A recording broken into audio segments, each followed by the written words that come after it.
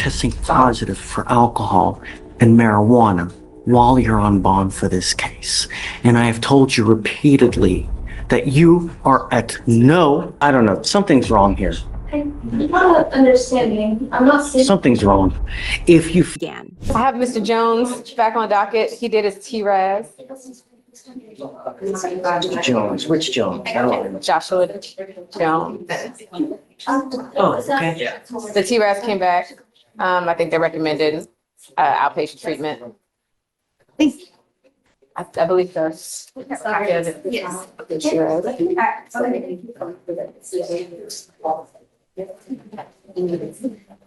Okay. They recommended outpatient with 2 open DWI.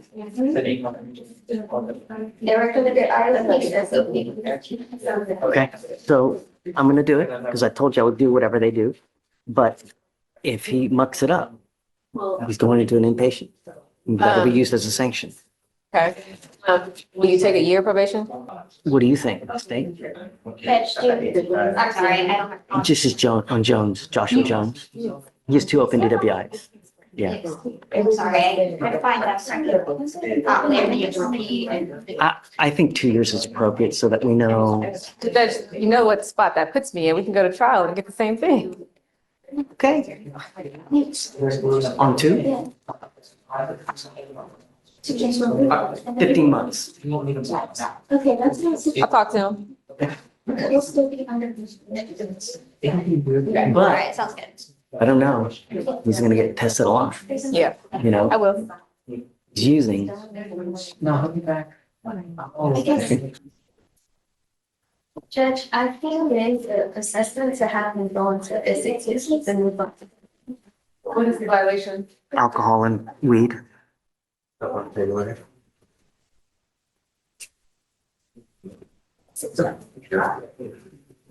I have done everything in my power to try to keep you out of custody. You have 2 open DWIs. I was now going to grant the fact that you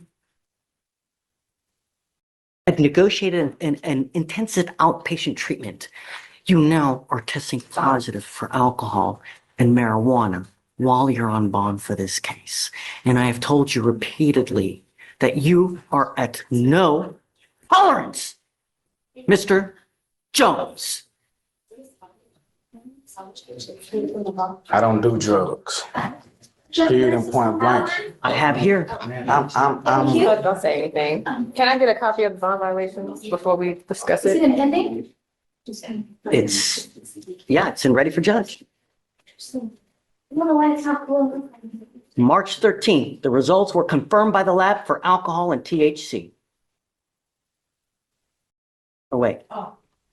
Joshua Dante Jones, right? Joshua Dante Jones? It just. That's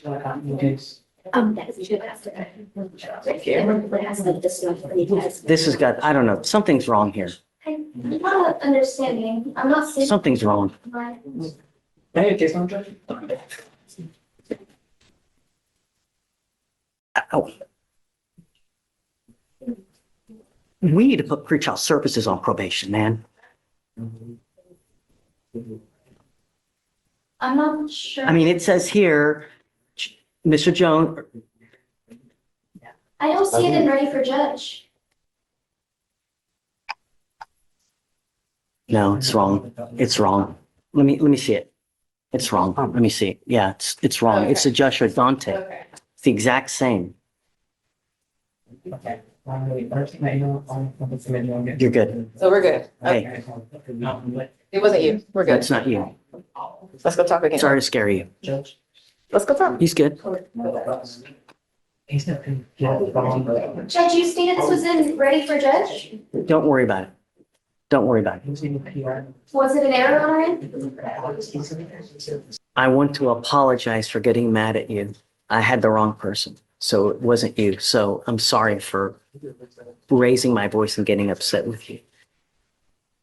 And the reason I got so upset was because you have 2 open DWIs. It's serious business. It's not and so if I see someone that has those kind of cases that are open and then they start having more violations, that really tells me that there's a problem. which is not your case. I mean, I haven't seen any violations, which I'm hoping it stays that way. You know, the idea is that you learn something when you get here, so you leave better than you came, you know, because the last thing we want is for you to become a statistic. We have enough of that. We don't want any more. We don't want any more death on our streets. That's exactly what we're trying to prevent. And everything we do now here is to help you and give you the tools to make you better when you go out in the world, so that you think next time, you know, if you do want to get lit, right? If you want to have 32 shots of tequila, 52 joints, or whatever it may be, right?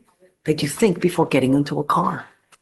Because God forbid, it's that one mistake that you dig such a hole you never crawl out of. That's the idea, you know? You've worked a great deal here, really, where they're going to dismiss one of your DWIs, you're pleading to the other one. Nevertheless, when an officer pulls you over, the first thing they do, what do you think they do? They look at your record because they want to know who they're dealing with. If they look at your record and they go up to you in the car and they smell alcohol or dope, it's probably not going to go well. So the idea is, if you're going to get lit, if you're going to have that, be like that, take an Uber. Do you understand?